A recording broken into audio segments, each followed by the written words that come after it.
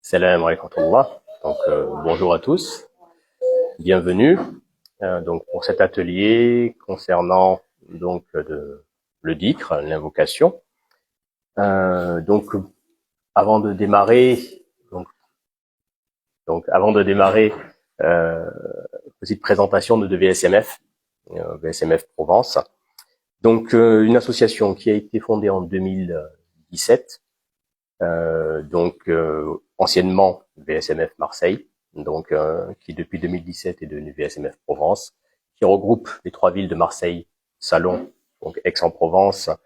On pourrait rajouter La Ciotat dernièrement aussi. Donc une association qui s'étend. L'origine de l'association remonte à la fondation Moutaka, qui est une fondation qui a été mise en place par le docteur Moulay El-Kaderi Boutichi. L'objectif de cette association, c'est de développer donc les valeurs musulmanes et spirituelles, c'est-à-dire tout ce qui concerne l'éthique du comportement, donc dans le cadre de l'islam. Et plus précisément, donc dans le cadre de l'excellence, c'est-à-dire donc ce qu'on a communément l'habitude d'appeler le soufisme ou le tasawwuf. Plus précisément, VSMF Provence intervient par le biais d'ateliers, comme aujourd'hui, par le biais de conférences, qui convient généralement, on va dire une personne spécialisée dans son domaine, par le biais de conférences interreligieuses aussi, donc du côté dans le dialogue musulman chrétien, que nous espérons étendre cette année peut-être au dialogue avec le judaïsme. On intervient aussi auprès des enfants, par le biais d'ateliers, par le biais de séances où on va leur inculquer, leur apprendre en fait tout ce qui a un rapport avec la culture de l'islam. Nous intervenons aussi auprès du public universitaire, donc à travers des échanges. Voilà, globalement, donc ce que fait l'association VSMF Provence. Aujourd'hui, plus particulièrement, donc c'est notre sœur, la Nawel, qui va présenter l'atelier, qui a pour thème le dhikr. Donc la présentation devrait durer entre 15 minutes et une demi-heure à peu près. Elle sera suivie d'un échange questions-réponses, comme à l'accoutumée, et puis ensuite d'une petite séance d'invocation pour goûter vraiment ce qu'est l'invocation, puisque c'est avant tout une séance de goût d'une dizaine de minutes, et puis nous terminerons comme à notre habitude, sur une collation où on pourra discuter plus librement et poser diverses questions. Voilà. Nawel, merci Sidi. à vous. Salam alaikum, bonjour à toutes et à tous. Voilà, donc moi j'interviens aujourd'hui au sujet du dhikr qui est donc fondamental dans l'islam et dans notre pratique quotidienne. Donc le dhikr, ou rappel en français, c'est l'invocation d'une formule ou d'un mot sacré de manière répétée qui permet la purification et l'élévation de l'âme du croyant. Comme nous l'a enseigné notre noble prophète, sallallahu alayhi wa sallam, l'invocation de Dieu le Très-Haut est la meilleure des actions de l'homme et l'homme a été créé pour l'adorer. En polissant nos cœurs, le dhikr nous éloigne de l'insouciance et nous permet d'accéder à la réalité divine. En effet, Dieu a dit dans le Coran, sourate 29, verset 45, « En vérité, la prière éloigne des turpitudes et de tout ce qui est désapprouvé, et le dhikr d'Allah est certes ce qu'il y a de plus grand. » Ibn Ajiba a quant à lui écrit « L'homme ne peut réaliser son accès au rang des gens agréés par Dieu qu'après avoir réalisé trois choses. S'absorber dans l'énoncé du nom de Dieu, être en compagnie d'autres invocateurs et s'attacher à l'œuvre pie, c'est-à-dire au respect de la charia. » Nous allons donc voir dans cet atelier l'importance attribuée à l'invocation de Dieu, comment elle est pratiquée dans une voie soufie telle que la nôtre, et les bienfaits qui peuvent en résulter. Donc, je vais commencer par quelques définitions. Tout d'abord, le mot dhikr, il revêt plusieurs significations en islam. Il désigne le plus souvent le rappel, mais aussi la mention, le souvenir ou encore l'invocation. Il s'agit de répéter des noms divins, des formules sacrées, qui sont généralement issues du Coran, ou encore des prières sur notre noble prophète, la paix et la bénédiction soient sur lui. Ainsi, il fait partie intégrante des rites islamiques et doit faire l'objet de moments dédiés dans la journée et dans la semaine du croyant. Mais il doit également être pratiqué de manière informelle, dans n'importe quel cadre, assis, debout, couché, malade ou en pleine santé, seul ou en présence du monde, telle une prière continue qui ouvre à la présence divine et libère progressivement de l'insouciance et de l'attachement à cette vie terrestre. Les invocations sont réalisées à voix haute ou mentalement, de manière individuelle ou collective, et permettent d'assurer une présence spirituelle vivante dans le cœur de l'aspirant. Il faut également faire la distinction entre le dhikr libre et le dhikr conditionné. Donc aujourd'hui, nous allons parler du dhikr libre, qui n'est en lien ni avec un moment ou un lieu et n'est pas fonction d'une situation donnée. Contrairement au dhikr dit conditionné, comme par exemple les invocations que l'on fait avant de boire, avant de manger, avant d'entamer un voyage ou quand on est malade. Ici, on va parler du dhikr libre, qui est le dhikr que Dieu nous demande de pratiquer avec abondance. Ô vous qui croyez, évoquez Dieu de façon abondante et glorifiez-le à la pointe et au déclin du jour. Sourate 23, versets 41 et 42. En faisant cela, quels que soient nos états, qu'ils soient bons ou mauvais, quelles que soient les difficultés que nous traversons dans la vie, ou même dans les moments de facilité, le dhikr doit nous accompagner constamment, purifier nos cœurs, développer notre lien avec le divin, et enfin, pouvoir accéder à sa présence. Alors maintenant, je voudrais continuer par les mentions du dhikr dans le Coran et les hadiths pour vous montrer à quel point ça est prédominante. Le mot dhikr est mentionné 83 fois dans le Coran. Voici quelques versets qui témoignent de son importance en islam. Souvenez-vous de moi, et je me souviendrai de vous. Sourate 22, verset 52. Ou encore, ceux qui debout, assis, couchés sur leur côté, invoquent Dieu. Sourate 3, verset 191. Invocateurs et invocatrices, Allah a préparé pour eux un pardon et une énorme récompense. Sourate 23, versets 33 et 35, jusqu'à 35. Ceux qui ont cru et dont les cœurs s'apaisent à l'évocation de Dieu. N'est-ce pas par l'évocation de Dieu que s'apaisent les cœurs? Rappelle-toi le nom de ton Seigneur et consacre-toi totalement à lui. Sourate 73, verset 8. Ô vous qui croyez, que ni vos biens, ni vos enfants ne vous distraient de l'invocation de Dieu. Sourate 63, verset 9. Concernant les hadiths, ils sont aussi très nombreux à ce sujet. Abu Darda raconte: le prophète de Dieu a dit un jour à ses compagnons: faut-il que je vous rappelle la meilleure des actions? Le meilleur acte d'adoration auprès de Dieu, entre parenthèses qui lèvera votre statut dans l'au-delà, en lequel réside plus de vertu que dans la dépense d'or et d'argent au service de Dieu, que dans le djihad ou dans le fait d'être tué ou de tuer sur le sentier de Dieu, eh bien, c'est le dhikr d'Allah. Selon Abu Huraira, que Dieu l'agrée, le prophète sallallahu alayhi wa sallam a dit aussi: Dieu dispose d'anges qui parcourent les chemins à la recherche de ceux qui évoquent Dieu. Lorsqu'ils trouvent un groupe de gens qui le font, ils s'interpellent en ces termes: venez, voici ce que vous cherchez.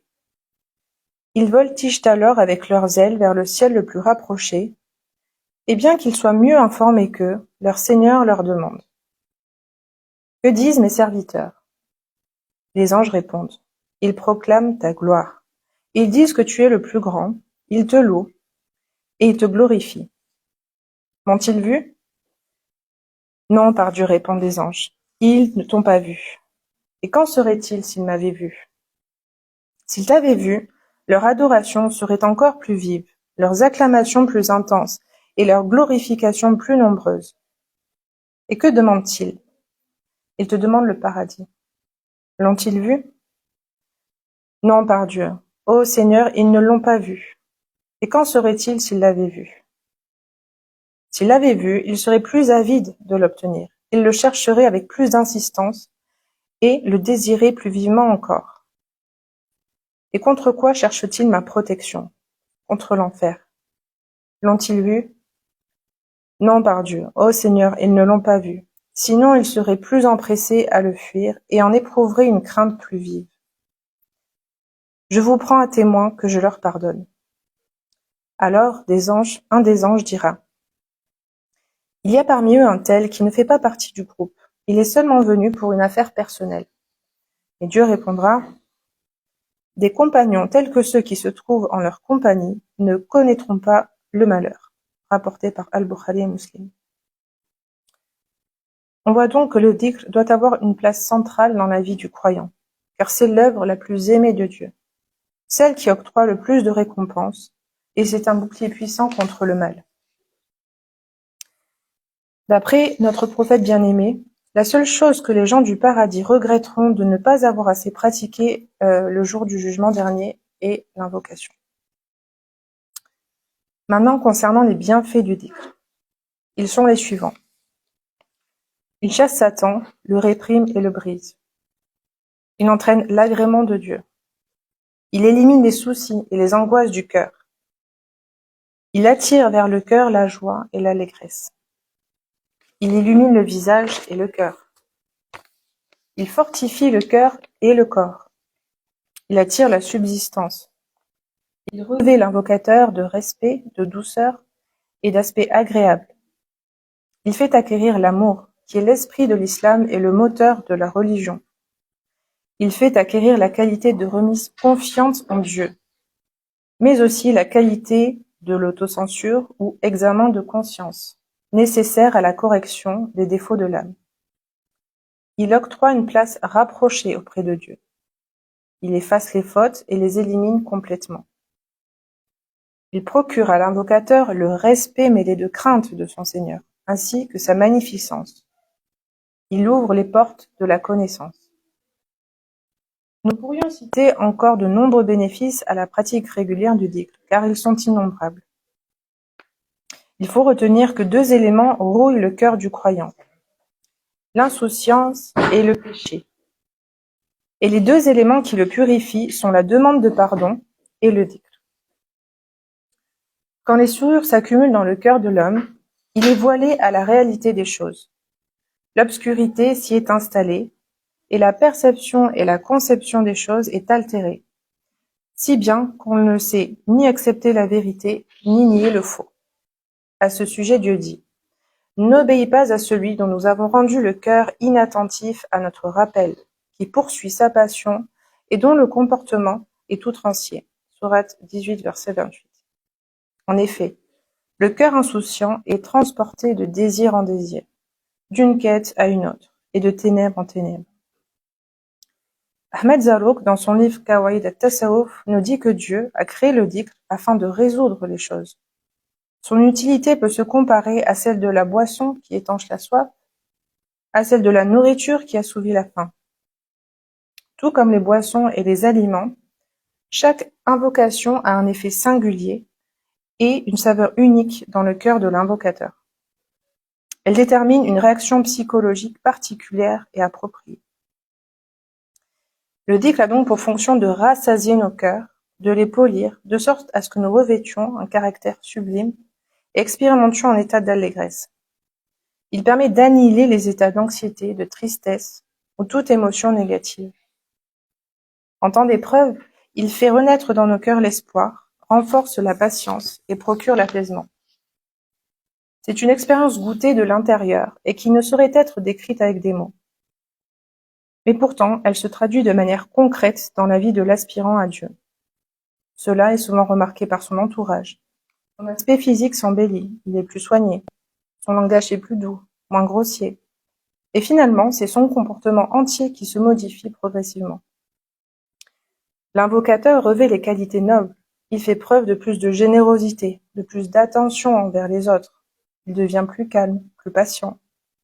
Il est souriant et s'attache à faire le bien. Un adage soufi dit « Celui qui te dépasse en bon comportement te dépasse en soufisme ». Et notre bien-aimé Shir, maître spirituel Sidi Jamel, nous rappelle que l'islam s'est toujours transmis par le bon comportement et le respect des valeurs mohammediennes. Donc après avoir évoqué les bienfaits du dhikr, je vais maintenant parler de manière un peu plus pratique de comment ça se passe dans une voie soufie. Donc on a dit que le dhikr devait être pratiqué le plus souvent possible, autant que faire se peut, et qu'il est conseillé que la langue reste humide du rappel de la mention de Dieu, y compris lors de nos occupations mondaines, quand on est au travail, quand on fait nos courses, afin de rester dans une vigilance perpétuelle du cœur. Mais il doit y avoir d'autres moments de la journée dédiés à la vocation qui constituent de véritables temps de spiritualité. En premier, les invocations individuelles. Donc, ces invocations que l'on fait seul nécessitent de respecter certaines règles. Il faut être en état d'ablution, être vêtu proprement, si possible dans un endroit propre, éventuellement être parfumé et avoir la bouche propre. Il faut s'asseoir si possible en tailleur et se trouver dans une ambiance propice, sereine et calme, qui nous permet d'accéder à un état contemplatif. Ceci est favorisé aussi par les yeux fermés. Ne pas oublier que Dieu dit « Je suis assis avec celui qui m'invoque ». Donc nous sommes dans la présence divine. Idéalement, nous devons être dirigés vers la Qibla. L'intention est primordiale, elle doit être sincère, viser la face de Dieu, qui est la cime de toute ambition spirituelle. Il faut essayer de se représenter sa majesté, sa grandeur. Il est important également de bien prononcer chaque lettre, chaque syllabe, car chacune est importante. Dans la mesure du possible, et essayer de limiter toute distraction extérieure. Les écrans, notamment le téléphone portable, les discussions avec les personnes autour, la présence des enfants, quand c'est possible. Toutes ces conditions sont des préalables nécessaires à l'état méditatif, contemplatif, où le disciple peut ouvrir son cœur et recevoir les effluves divines. Donc maintenant, je vais détailler un peu plus ce que contient nos pratiques. Le wird, qui signifie celui qui arrive, celui qui vient, est un ensemble d'invocations ayant une base commune, mais avec des spécificités qui sont inhérentes aux besoins intérieurs de chaque disciple. Il doit être réalisé le matin et le soir, donc le matin dans un but de protection, de bénédiction pour la journée qui commence, et le soir afin de nous dépouiller des souillures que nous avons pu accumuler dans la journée. Le wird du matin doit suivre la prière de Fajr, car selon Al-Hassan, j'ai entendu mon grand-père, l'envoyé de Dieu, dire « Il n'y a pas de serviteur qui accomplit sa prière du matin, puis s'assoit pour invoquer Dieu jusqu'au lever du soleil, sans que cela ne lui vaille un pèlerinage. » Oui. Nous allons détailler donc sa composition. En premier, nous énonçons une formule de protection contre Satan. A'udhu billahi samil alim minash shaitanir rajim. Je me réfugie auprès de Dieu, celui qui entend tout et qui sait tout, contre Satan le maudit. D'après Anas ibn Malik, le prophète sallallahu alayhi wa sallam a dit « Quiconque dit au matin cette formule sera protégé contre Satan jusqu'au soir. » Hadith rapporté par Ibn Sunni. Ensuite, nous récitons la Fatiha. D'après Ubay ibn Ka'b, le messager de Dieu a dit « Par celui qui détient mon âme entre ses mains, Dieu n'a jamais révélé une sourate semblable à celle de la Fatiha, ni dans la Torah, ni dans l'Évangile, ni dans les psaumes. Elle contient 7 versets répétés et le sublime Coran qui m'a été octroyé. » Ensuite, nom de Dieu Ya Latif. C'est un des 99 noms de Dieu qui signifie le bon ou encore le subtil dans sa bienveillance et dans sa connaissance. Cette invocation fait parvenir au bienfait par des voies inattendues, insoupçonnables, et remplit le cœur d'espérance. Nous faisons ensuite l'istighfar. C'est la demande de pardon. Car Dieu dit dans le Coran, et demande pardon à Dieu, certes, il est grand pardonneur et miséricordieux. Cette invocation octroie l'abondance, car quand les péchés sont effacés, les peines sont dissipées et les bénédictions descendent du ciel. Les biens de ce monde arrivent, mais aussi se multiplient dans l'au-delà. Nous terminons souvent par des prières sur le prophète sallallahu alayhi wa sallam. Pourquoi? Parce que Dieu dit dans le Coran, certes, Dieu et ses anges prient sur le prophète. Ô vous qui croyez, implorez la grâce sur lui et adressez-lui des salutations. Sourate 23, verset 56. Et le prophète a dit, selon un hadith rapporté par At-Tirmidhi, ceux qui auront la préséance pour être à mes côtés le jour de la résurrection seront ceux qui auront plus que les autres invoqué la grâce sur moi. Ou encore, selon Anas ibn Malik, l'envoyé de Dieu a dit, celui qui invoque la grâce sur moi une seule fois, Dieu la lui accorde 10 fois. 10 de ses péchés seront effacés et il sera élevé de 10 degrés. Il existe diverses prières sur le prophète sallallahu alayhi wa sallam qui peuvent être inclus dans le wird du disciple, encore une fois selon les besoins de son cœur. Ensuite, nous continuons par la mention La ilaha illallah ou le tawhid. Cette formule, qui signifie il n'y a de Dieu que Dieu, ou encore il n'y a pas de réalité divine en dehors de la réalité divine, est à mentionner plusieurs fois. Selon Abu Huraira, l'envoyé de Dieu a dit « Renouvelez votre foi ». Mais comment renouveler notre foi, lui demanda-t-on. Dites de façon abondante « La ilaha illallah ». Il n'y a pas d'autre Dieu que Dieu. Il a dit aussi « Le meilleur des dhikrs est de dire « Il n'y a pas de Dieu en dehors de Dieu ». C'est une invocation primordiale, elle affirme l'unicité divine et exclut toute association possible à notre Créateur. Sa répétition engendre l'émergence de la lumière qui pénètre et se diffuse dans le cœur de l'invocateur. Grâce à elle, son être tout entier est peu à peu réformé. C'est pourquoi il est recommandé de répéter cette invocation assidûment et abondamment. Donc voilà pour les invocations individuelles. Je vais maintenant parler des invocations collectives, les réunions d'invocation que nous appelons ijtima', qui sont un moment de rencontre privilégié entre les disciples. Leurs cœurs sont unis par l'amour divin à travers le dhikr qui se fait cette fois à voix haute, mais aussi parfois à voix basse, et qui permet l'émergence d'une présence divine, hadra, dans le lieu d'invocation.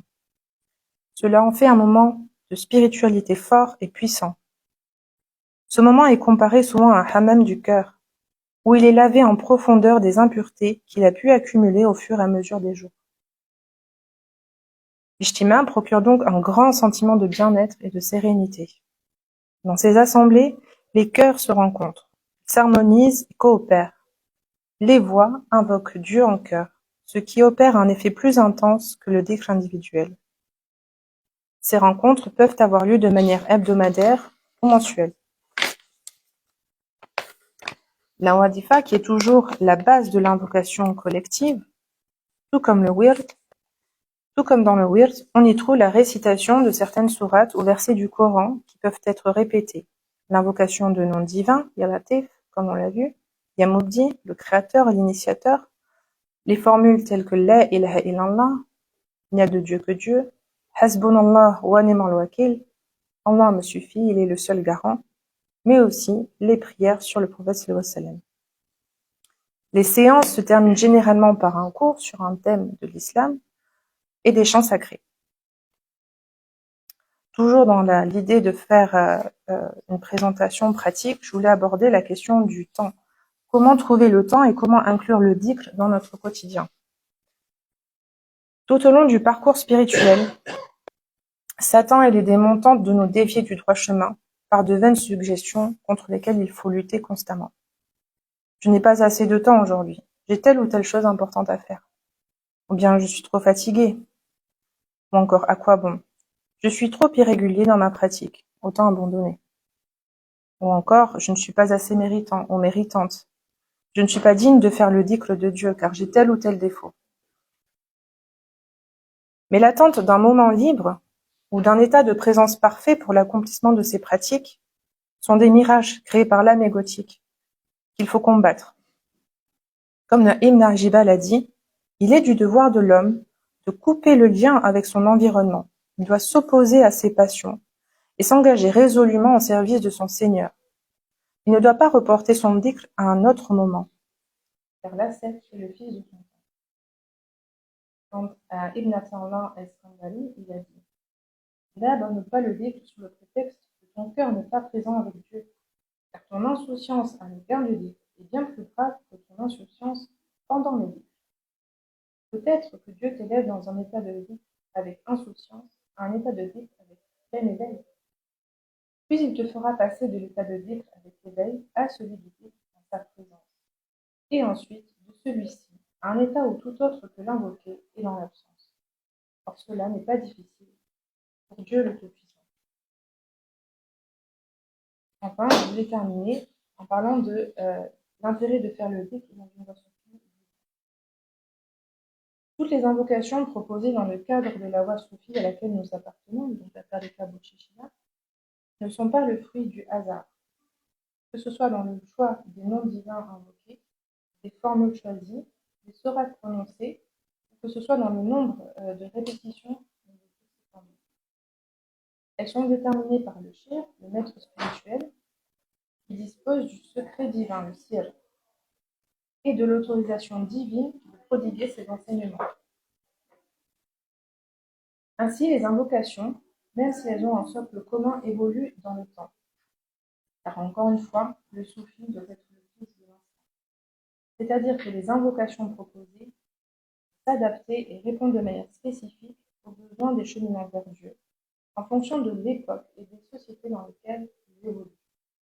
Par exemple, de nouvelles pratiques ont été proposées quand nous avons dû faire face au Covid. Et elles le sont toujours en raison de difficultés grandissantes auxquelles nous devons faire face actuellement. En effet, ce monde connaît de multiples crises, sociales, économiques, écologiques, et avant tout, la crise est spirituelle. Ceci génère un sentiment d'insécurité croissant, une perte de repères, de valeurs morales au sein de la société. Mais l'invocateur régulier va puiser dans son vie une force et un apaisement quotidien, un détachement de la vie d'ici-bas. Grâce à son invocation, il entrevoit petit à petit dans son cœur les prémices de l'au-delà. La certitude que cette vie n'est que temporaire. Il goûte à la douce lumière qui pénètre en lui et soulage son esprit et son cœur. La relation à l'autre devient plus légère et il émane de lui de la douceur, du respect et de la bienveillance à l'égard de son prochain, à l'image de notre noble prophète et bénédiction. En conclusion, il est une parole de Dieu le Très-Haut qui résume l'importance et l'impact du dhikr sur le cœur de l'homme. Dans la sourate Baqara, le verset 152, il dit « Souvenez-vous de moi, et je me souviendrai de vous. » Le prophète sallallahu alayhi wa sallam a précisé cette parole par un autre message divin qui dit « Celui qui se souvient de moi en lui-même, je me souviendrai de lui en moi-même. Et celui qui se souvient de moi dans une assemblée, je me souviendrai de lui dans une assemblée encore meilleure. » Comme l'a dit Sidi Hamza, ancien maître de la tariqa Bouchichi, que Dieu l'agrée dans sa grande miséricorde, les deux portes royales pour accéder à Dieu sont l'invocation et la générosité. Prions donc Dieu le Très-Haut et le Très Miséricordieux, que nos cœurs et nos esprits ne soient jamais absents à la pratique du dhikr, qui nous donne une sorte intense de sa présence, afin que nos cœurs s'illuminent, trouvent l'amour et la paix. Merci pour votre attention. Barakallahu fik, c'est Lala. Très belle intervention. Très complète. Je vais essayer. Je sais pas s'il y a du coup de questions. Complète. Je pense qu'il va y avoir beaucoup de questions. Alors, peut-être avant, et pour laisser le temps aussi aux questions de venir, quelques précisions par rapport à l'intervention de Lala Nawel. Donc, le dhikr, comme vous l'a présenté Lala Nawel, qui est le dhikr spécifique à la tariqa Qadira Bouchichia, donc il y a Nawel l'a évoqué, il y a une dimension qui est une dimension vraiment donc on va dire de réciprocité entre l'état du cœur du disciple et donc ce dont il a besoin. Donc c'est, pour prendre la métaphore du médecin, je vais voir un médecin pour une certaine maladie et donc il veut me donner une certaine posologie par rapport aux médicaments à prendre de différentes façons à différents moments. Et cette posologie n'est pas la même, donc n'est pas forcément la même d'une personne à une autre. Donc voilà, la Noël vous a donné, enfin, nous a donné la base en fait qui est commune, mais ensuite cette base elle se différencie donc d'un individu à un autre, d'un disciple à un autre, en fonction vraiment donc de l'état de son cœur et de ce dont il a besoin à un moment donné pour cheminer vers la face de Dieu. Donc, dhikr individuel, dhikr collectif, les deux sont essentiels dans le cheminement vers Dieu. Tout comme nous avons deux jambes pour marcher, il nous faut à la fois le dhikr individuel et puis le dhikr collectif, de manière à pouvoir là aussi très simplement cheminer, se nettoyer ce cœur et ainsi s'approcher de la présence divine. Voilà, juste quelques petites précisions sur ce qui avait été dit. Avez-vous des questions ou des remarques? Non, pas des questions. Oui,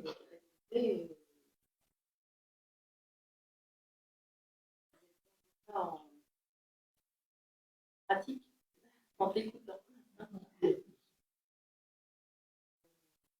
Ça m'a rappelé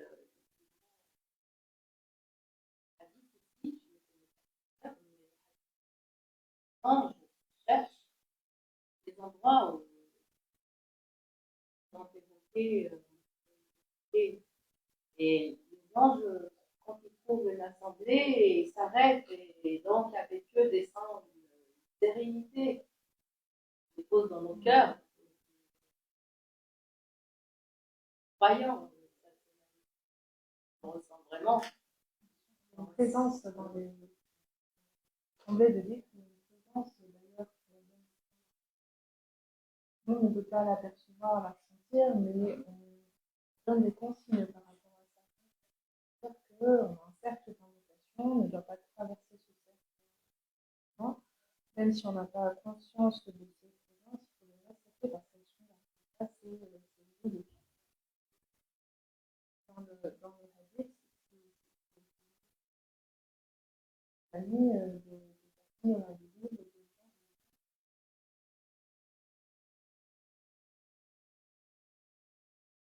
Les jardins du paradis, par rapport au hadith. Les anges recherchent les jardins du paradis. Que sont les jardins du paradis? Ce sont les assemblées d'invocation. Voilà. Il y a énormément de hadiths qui parlent sur les valeurs donc, du dhikr,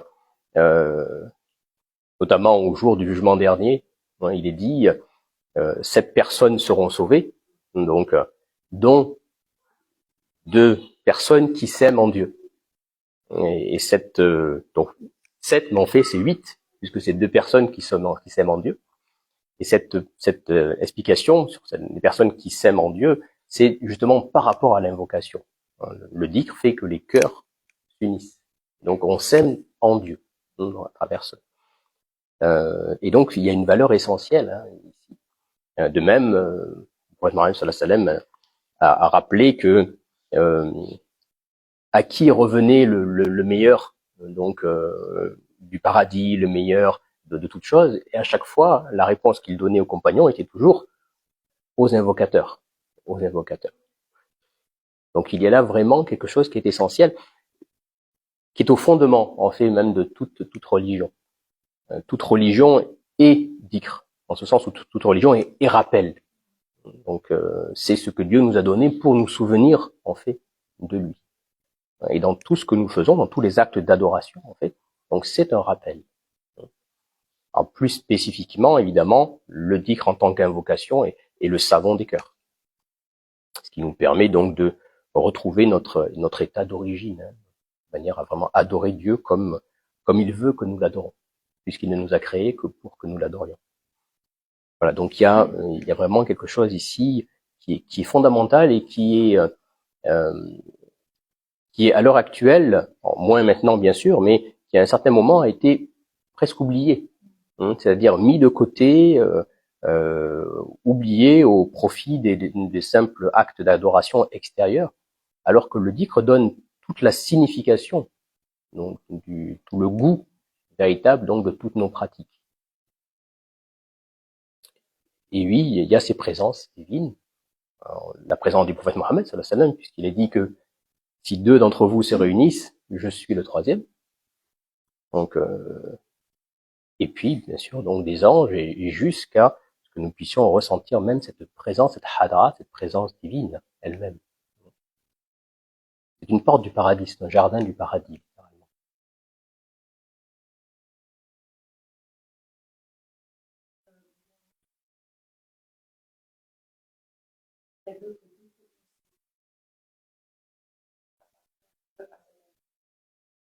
En fait, je dis que c'est la mention de Dieu, donc c'est le nom divin, c'est des formules,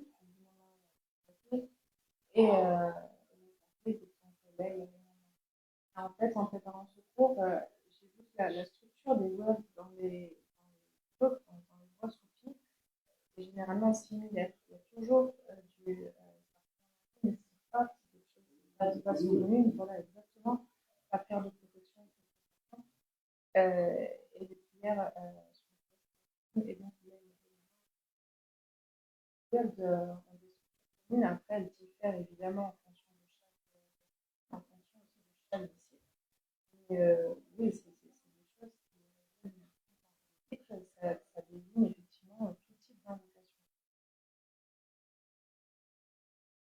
Pour compléter, le dhikr nous prend où nous sommes. Nous sommes dans ce monde. Parce que nous sommes dans ce monde. Hein. Puis il nous élève vers Dieu. Et là, nous avons toutes les mentions des différents noms divins. Wahu et autres noms divins qui sont indiqués. Et ensuite, il nous ramène vers la présence du prophète Mohammed. Donc, d'où la prière sur le prophète. Donc, c'est en effet, c'est toute la structure aussi bien du dhikr individuel que du dhikr collectif nous permet d'être à chaque fois dans ces trois éléments-là, qui sont en fait les trois dimensions qui sont les nôtres aussi. Donc, le corps, l'âme, l'esprit. Donc, nous sommes dans ces éléments-là. Je voulais rajouter aussi que le fait que c'est en même temps de la pratique. Il n'y a rien de nouveau à cela. Quand on parle de voix soufis et certaines des innovations, on n'a rien, puisque l'islam, c'est le soufisme, c'est l'islam. C'est pas quelque chose de détaché, c'est pas une branche comme on peut l'entendre parfois. Deux éléments qui sont les mêmes. Il n'y a rien de nouveau, la pratique de Dieu nous a toujours rendu à l'invocation. Après, c'est mentionné des quantités de fois dans le Coran. Comme l'a dit Sidi Ahmed, des certains musulmans que c'est pas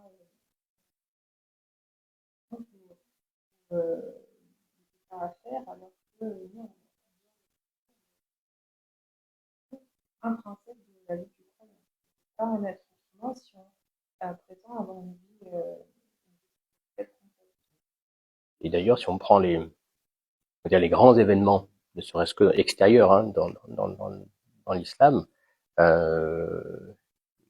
fête de l'Aïd, le Hajj, donc la Umrah, on se rend compte qu'en fait, on pratique à ce moment-là le dhikr. Il y a des invocations spécifiques, des phrases à répéter. La Baïka, la Sharika Lak, hein, lorsqu'on fait le Hajj ou la Umrah, lorsqu'on fait la fête de l'Aïd, le fait d'aller vers la mosquée en répétant hein, donc certaines paroles et d'en revenir en répétant certaines paroles.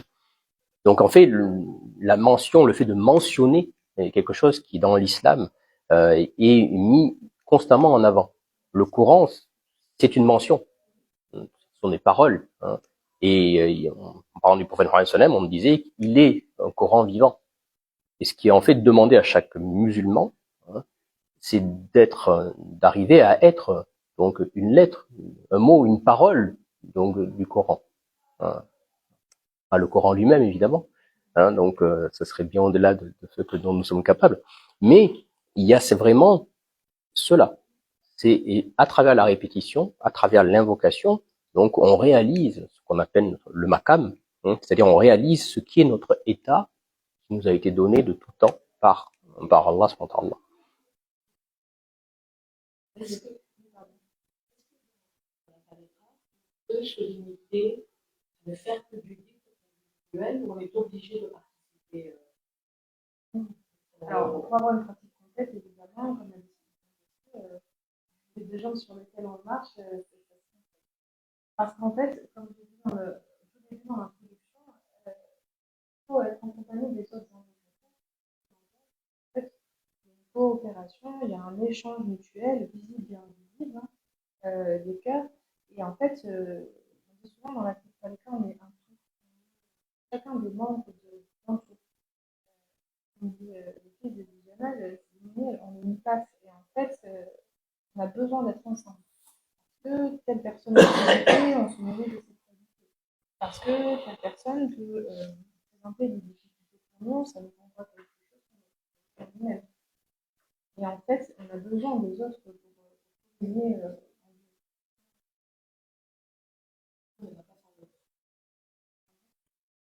l'intérêt d'être dans une relation.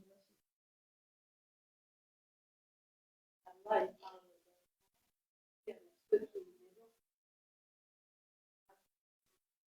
une sourate qui nous est demandé de lire tous les vendredis. D'ailleurs, ce nom et cette sourate, c'est vraiment une métaphore parce qu'on est comme dans une caverne. Qualité, hein. Ouais, on recommande de rester avec les gens, vous éloigner des lumières du vin. Attention, pas me partir vers des choses qui brillent plus comme les gens. Et je voulais ajouter, dans le Coran, Dieu nous dans le Coran,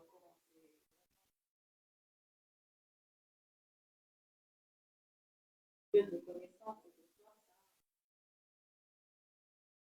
science. Allah il nous parle des moments de vie avant le lever majeur, le lever court et le soir. C'est important. Il y a effectivement ces temps de rappel. On est en intimité avec Dieu le matin ou avant, si on peut se lever avant la prière du matin. Là, le cœur parfois déborde, hein, et déborde de tristesse ou déborde de joie, mais en tout cas, l'unique, qui nous dit confiez-moi tout, vous répondrez, et on sait que c'est lui qui peut tout. Donc, parfois on se prive, mais en fait, on ne connaît pas comme on parlait de secret, de ce lien qu'on le temps on gagne. C'est une ressource toute la journée en fait. Il y a un besoin, ça devient un besoin vital.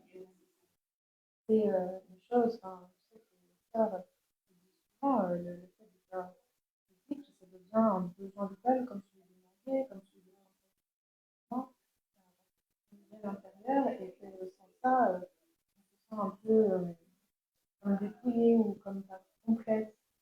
Donc il y a véritablement quelque chose qui s'installe dans le fait de Oui, parce que ça nous charge.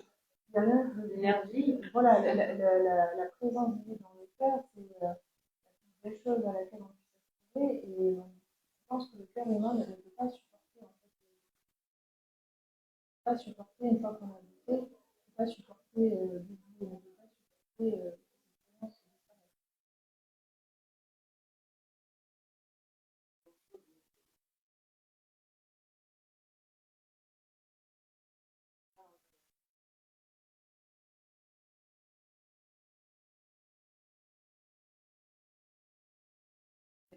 Est-ce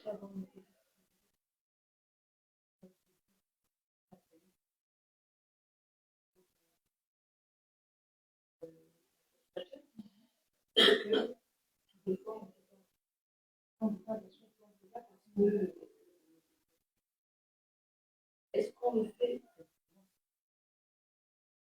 Est-ce que c'est possible? Moi, j'ai toujours entendu que c'était possible. Comme on me corrige, moi, j'ai toujours entendu que c'était possible de le faire avant. Le décret du matin. Le décret du matin.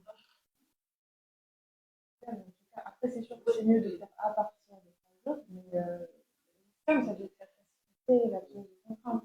Même il y a des moments de prière qui sont faits pour les gens.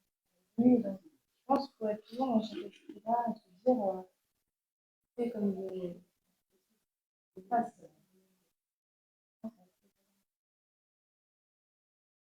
Et moi, j'ai celui du matin, il nous prépare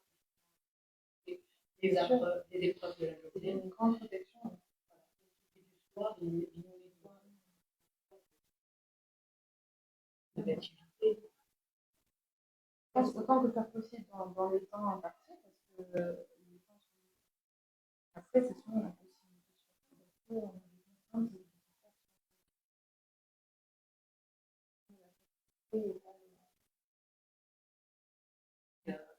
D'ailleurs, quand tu marches, c'est ta vaisselle pour des enfants au travail. Quand tu dis subhanallah, c'est un arbre qui est planté au paradis pour toi. Et on est toujours encouragé à être dans des vocations. Je pense qu'elle a déjà des moments d'excellence.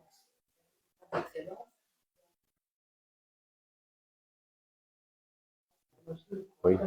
C'est qu'on appelle la prière. C'est ce qu'on a dit tout à l'heure. La personne qui se dit non, je ne fais pas mon décre parce que de toute façon, j'arrive pas à être en présence de Dieu, j'arrive pas, je pense à des choses.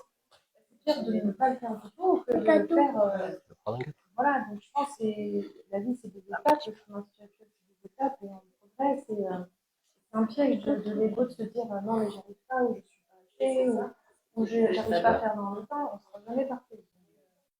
C'est vrai que, voilà, moi, des fois, je n'arrive pas à faire le matin chez moi, je suis dans ma voiture, je me dis c'est toujours mieux de ne pas le faire. Toujours mieux de ne pas le faire. Bien sûr. C'est ce que Dieu, d'ailleurs. Non, mais je ne dis pas que c'est idéal, mais je dis c'est mieux que de ne pas le faire. Voilà. Il faut viser l'excellence, il faut viser les règles de l'art, et après, quand on n'arrive pas, on s'adapte. C'est normal en fait. On est dans un cadre où, dans la vie, dans ce monde-ci, c'est normal en fait que on ne puisse pas, je dirais, forcément suivre les choses. Voilà. D'ailleurs, Ça fait partie du travail. Ça me fait penser à quelque chose qu'ils disent, c'est que on ne peut pas, parce que c'est comme ça.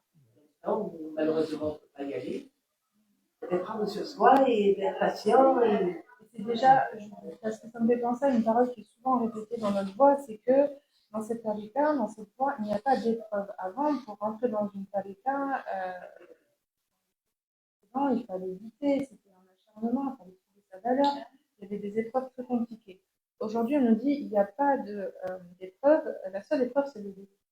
C'est-à-dire que déjà de lutter pour arriver à se faire quotidiennement, à peu près dans les temps impartis, avec les contraintes innombrables auxquelles on doit faire face, parce que la vie moderne, elle est très dense. Donc, il y a beaucoup de stress, il y a beaucoup d'engagements à respecter, les femmes travaillent. Donc, tout ça fait que, comme je disais, le soufisme, le fils de son. Et les invocations proposées, les modalités en fait, de pratique dans la voie, elles ont évolué avec leur temps. Donc, c'est une facilité, je pense, qui nous est donnée de pouvoir adapter tout ça et de faire en sorte que ça ne soit pas un fardeau. Parce que je pense que cette vie dans laquelle on est aujourd'hui est déjà une épreuve en soi. Le stress spirituel, les innombrables auxquels on fait face, la pression, un environnement qui est quand même assez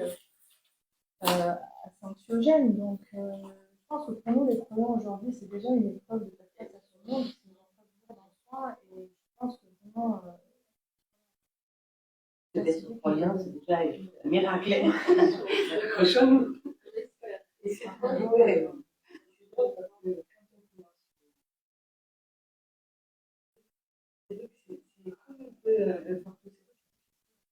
de mettre en place, de mettre du gens et de vertu. Et après, ça se transforme. Ça devient un besoin. Si tu l'as pas vu, tu pourrais non. Comme on l'a inclus dans nos vies, et après, ça devient pratiquement un capital, mais c'est vrai. On l'a pas fait. Moi, c'est comme ça que je le ressens. Bien sûr. C'est qu'il y a vraiment, il nous manque quelque chose. C'est hallucinant. Au tout début, au début, ce serait, je disais, ça y est, j'ai fait, c'est bon. On commence tous les jours. Toute la vie, moi. Et du coup, maintenant, on voudrait effectivement pouvoir le faire et se libérer beaucoup de temps pour pouvoir en profiter et le faire dans la plus grande possible. Mais Dieu, dans sa grande miséricorde, voilà, nous soulage et voilà, en 2022, et ben, la seule épreuve qu'on nous demande, c'est de faire notre bien. C'est tout. Et c'est pour notre bien. Donc, ça fait partie, oui, de faire le bien, bien sûr. Le dhikr collectif.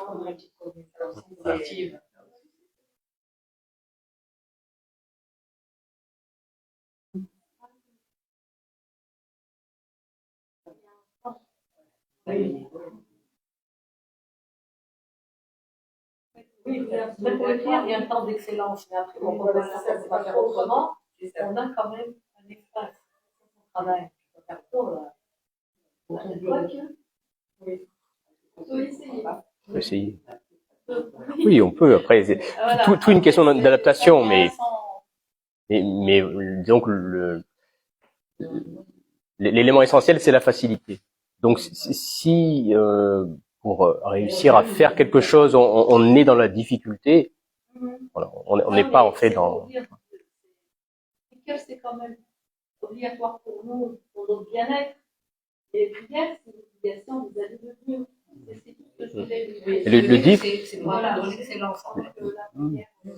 le dhikr est une obligation envers Dieu. Attention, voilà. Précisons, voilà. Oui, alors, voilà, je comprends ce que tu veux dire. Disons qu'il y a deux choses. Le dhikr est une obligation envers Dieu. Voilà, le Coran le mentionne, les hadiths le mentionnent, tout comme les prières. Hein. Et c'est là où, tout à l'heure, je disais que pendant un certain nombre d'années, c'est quelque chose qui a été presque oublié. Hein, donc, voilà. Ça a été presque oublié. Alors que c'est une obligation devant Dieu. Hein. Du vivant du prophète Mohammed, sallallahu alayhi wa sallam, rappelez-vous le hadith rapporté par Ali, hein, donc lorsque il va demander au prophète de lui donner un esclave, hein, enfin pour le soulager, parce qu'ils sont dans un tel besoin, hein, dans tel besoin une telle nécessité qu'il a besoin donc de cela.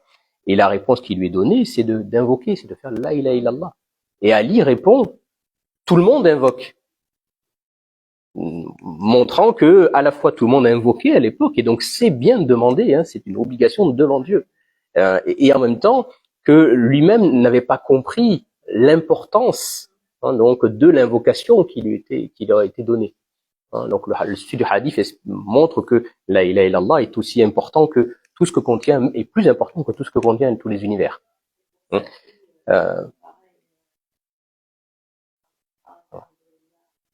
Ouais.